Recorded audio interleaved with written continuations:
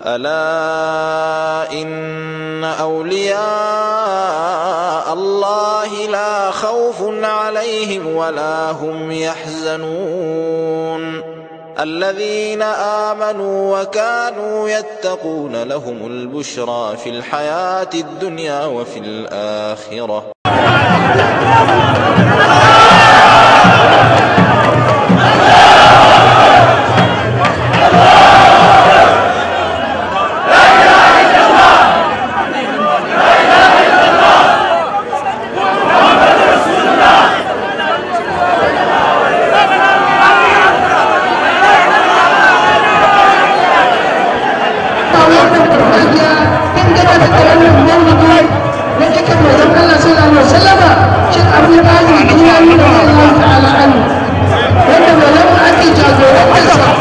يا أيها الذين آمنوا اركعوا واسجدوا واعبدوا ربكم وفعلوا الخير لعلكم تفلحون.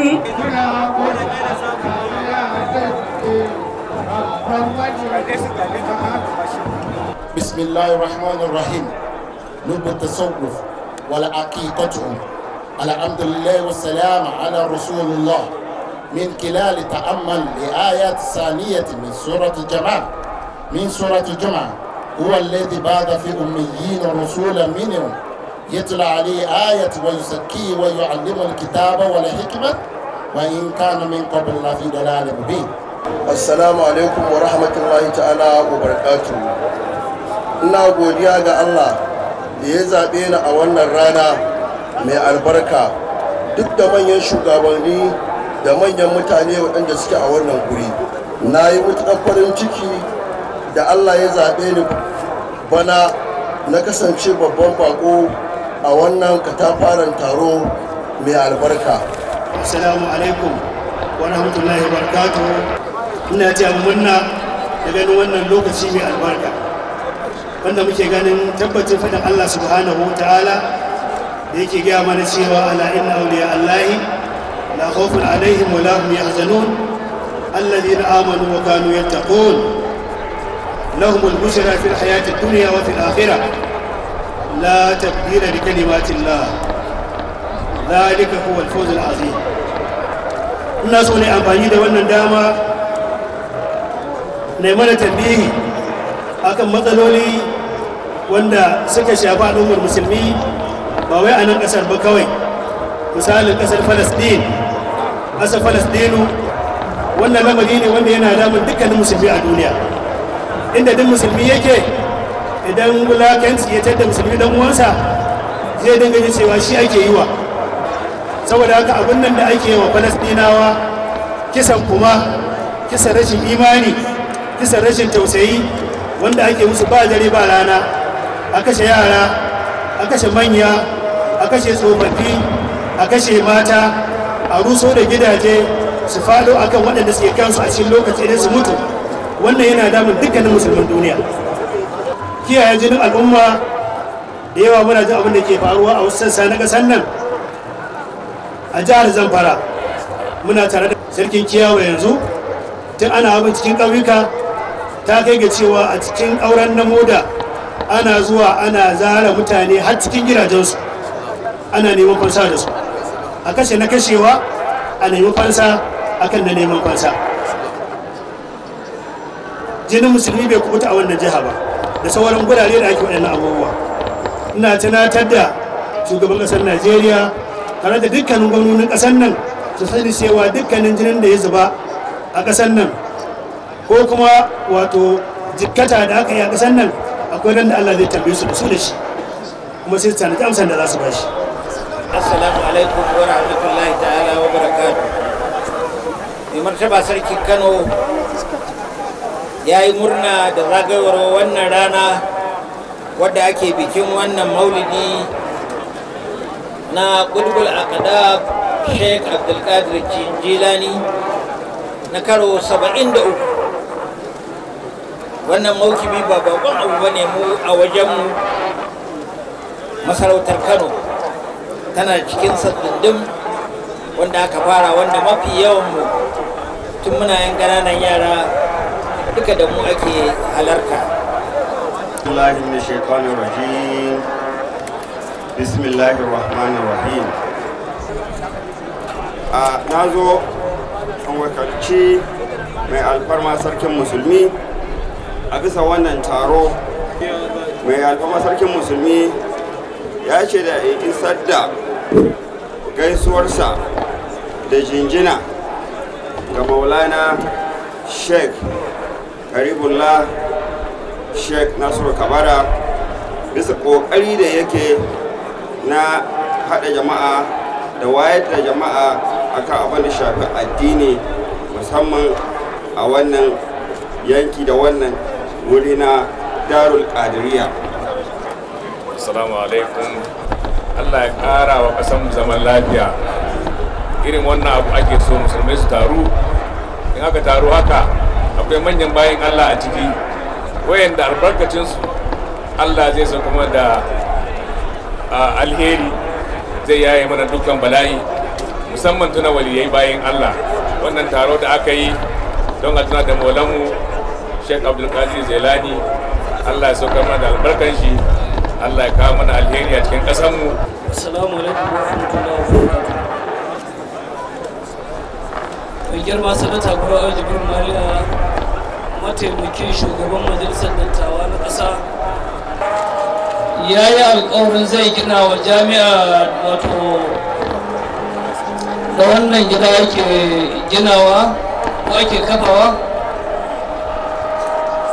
wacce wannan jami'a ce ta musulunci, jami'a ce ta ƙur'ani, jami'a ce ta yaya ta manufofi na addinin islama.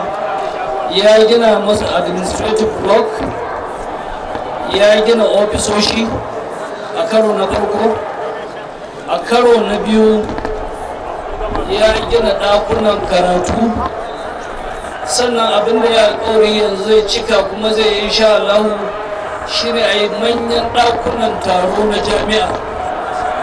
Assalamu alaikum wa rahmatullahi ta'ala wa barakatu. Da farko muna yi ma Allah subhanahu wa ta'ala godiya da ya ba mu ikon halartar wannan taro mai albarka. Mai girma gwamnan jihar Jigawa ya so ya zo da kansa, amma saboda wani aiki wanda ya sha gabansa ya turo ni domin na wakilce shi. Na farko yana yin fatan alkhairi ga wannan taro da ake yi, kuma mai girma Sheikh Karibullah masoyi ne na jihar mu ta Jigawa, mutum ne wanda kullum duk abin da ya shafi jihar Jigawa yana shiga ciki. Don haka mai girma gwamna ya so a ce da kansa ya zo wannan taro, saboda yadda shi kansa halifa yake girmama wannan jiha tamu. Assalamu alaikum wa rahmatullahi ta'ala wa barakatuh.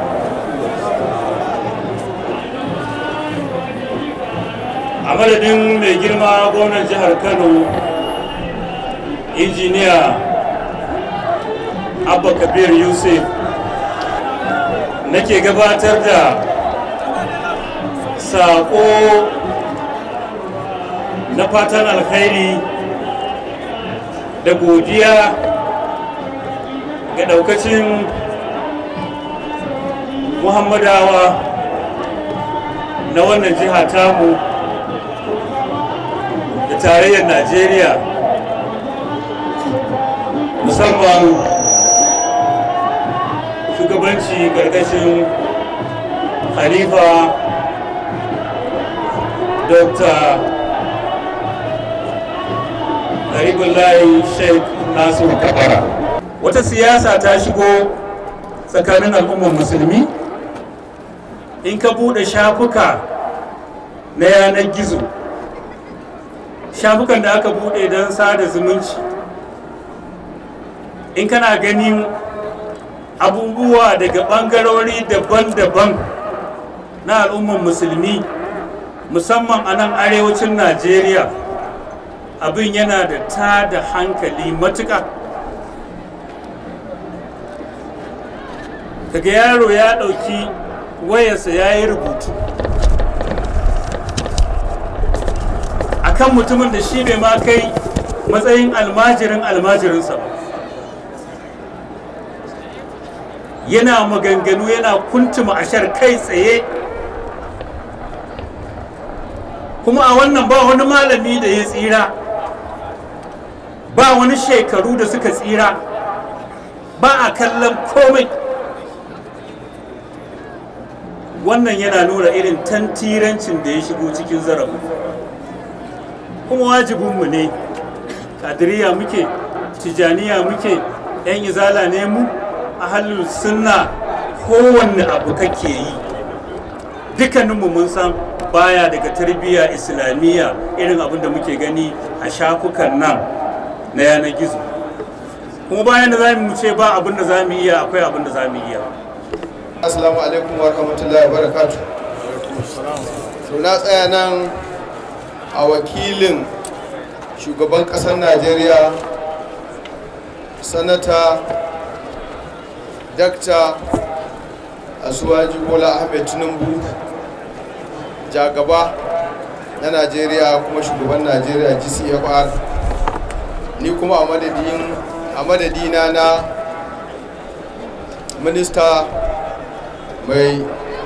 Minister of State na gidaje da raya birane, ina yi wa kowa barka da zuwa da fatan alheri.